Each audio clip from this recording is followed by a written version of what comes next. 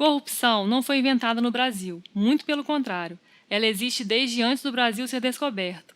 Por exemplo, a corrupção foi uma das razões para a queda do Império Romano, e mesmo nos dias de hoje, políticos no mundo inteiro abusam do poder e acesso que têm, inclusive em países desenvolvidos. Mas a gente sempre fica com aquela sensação de que os políticos brasileiros são profissionais no assunto, né? É difícil comprovar essa sensação com fatos concretos.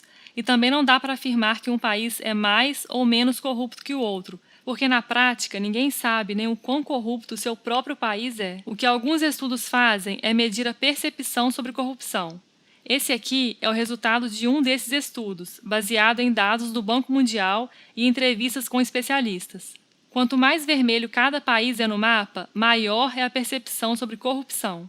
Mas isso é só percepção. Corrupção mesmo, ninguém sabe medir direito. E é fácil entender por quê. Pega o esquema da Lava Jato, por exemplo. Bilhões foram desviados da Petrobras durante anos e só os criminosos envolvidos no esquema sabiam. Até hoje, mesmo com essa gigantesca investigação e grande apoio da população, todo dia descobrimos falcatruas novas em esferas mais altas do poder. E a gente só fica sabendo de várias delas através de delações premiadas, quando criminosos entregam comparsas para aliviar a sua punição. Nem toda corrupção envolve políticos, tem muito empresário fazendo besteira por aí. Essa gigantesca empresa americana, por exemplo, era considerada super confiável. Só que não. Na verdade, eles fraudaram tanto o balanço que no final das contas foram para o buraco junto com a empresa de contabilidade e por causa deles, 90 mil pessoas perderam seus empregos. Mas voltando ao Brasil, corrupção já existia por aqui desde que éramos uma colônia de Portugal. Na época, a gente exportava produtos valiosos que só podiam ser comercializados com autorização do rei. Para evitar contrabando, funcionários públicos, teoricamente, deveriam fiscalizar esse comércio. Sabe o que acontecia? Muitos desses fiscais ajudavam no contrabando, em troca de propina por fora. Anos depois, com a República, vieram as eleições, e com eleições vieram as corrupções eleitorais. As duas formas mais comuns foram o voto de cabresto, onde latifundiários ricos forçavam seus funcionários a votar em quem eles queriam, ou políticos comprando votos descaradamente. Estes são só alguns exemplos históricos. Hoje em dia, as coisas não são tão escancaradas assim, mas muito dinheiro é desviado. Dinheiro que, por sinal, vem do trabalho de todos nós.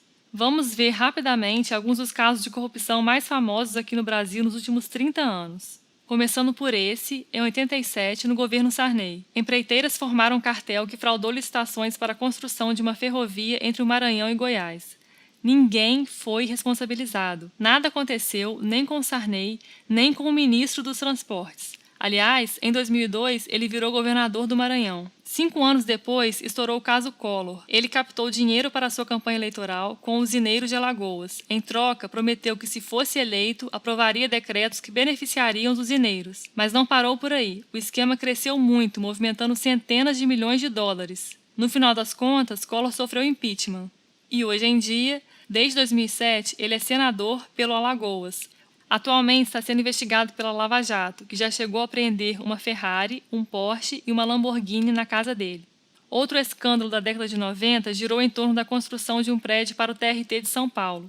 Depois de 6 anos de obra, o prédio só estava a 64% completo, mas 98% da verba prevista já tinha sido liberada. O personagem central nesse escândalo foi o juiz Nicolau, mais conhecido como Lalau, que desviou muito dinheiro. Só para você ter uma noção, dos 224 milhões destinados às obras, 170 foram desviados. Lalau foi condenado a 26 anos de cadeia, mas cumpre a pena em casa por motivos de saúde. Em 2005, estourou o Mensalão, que foi até aquele momento o maior escândalo de corrupção política no Brasil. O PT tinha um esquema para comprar votos de deputados para aprovar projetos do governo na Câmara. Cada deputado recebia R$30 mil mensalmente, daí o nome Mensalão. Muita gente foi condenada, inclusive José Dirceu, José Genuíno e alguns deputados federais, dentre eles Roberto Jefferson, que foi quem entregou o esquema todo após ser flagrado em outro caso de corrupção, nos Correios. O último desses exemplos que vou citar é a Lava Jato. Esse faz todos os outros parecerem minúsculos.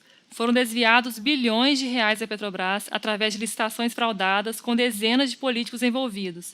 É impossível resumir o caso em alguns segundos, mas nós temos vídeos bem mais detalhados sobre a Operação Lava Jato. Se você quiser saber como tudo começou e se inteirar dos últimos acontecimentos, clique aqui ou veja os links na descrição do vídeo. Esses foram só os maiores e mais recentes casos, mas se você pesquisar bem rapidamente por escândalos políticos no Brasil desde a década de 60, olha só quantos você vai achar. São mais de 80, de todos os tamanhos, e é bom ressaltar de tudo quanto é partido. A pergunta que não quer calar é: como evitar que essa lista continue crescendo? Uma das principais formas é ser mais transparente. Quanto mais informações forem públicas, de fácil acesso e auditadas, mais difícil fica desviar dinheiro público. Na Suécia, por exemplo, 2 vezes por ano são divulgados todos os investimentos privados de todos os ministros do governo, nos mínimos detalhes. Quanto mais transparentes formos, menos jeitinho brasileiro vai ter por aí. O tal do jeitinho brasileiro é uma coisa horrorosa. Não podemos ficar agarrados na cultura de que no Brasil damos um jeitinho em pequenos problemas por fora da lei. Não são só os políticos que tomam atitudes egoístas em detrimento da sociedade como um todo. Você já deu um jeitinho para evitar a lei seca? Já sonegou imposto de renda? Parou seu carro em vaga de deficiente físico? Pediu atestado médico sem estar doente só para faltar ao trabalho? Pare e pensa se essas coisinhas são realmente tão diferentes de roubar milhões da Petrobras, ou comprar votos no Congresso, ou retribuir favores a empresas que doaram milhões para a sua campanha eleitoral. Será que são coisas tão diferentes assim, ou é só uma questão de acesso? Outra coisa, não acredite que intervenção militar é um bom caminho para a transparência. A história está cheia de exemplos que mostram que não é, inclusive aqui no Brasil. Intervenção militar vira ditadura, e se tem uma coisa que ditaduras não têm, é transparência. Gostou do vídeo? Não deixe de curtir e se inscrever no canal. Se o assunto te interessa, sugiro ver esses outros vídeos também.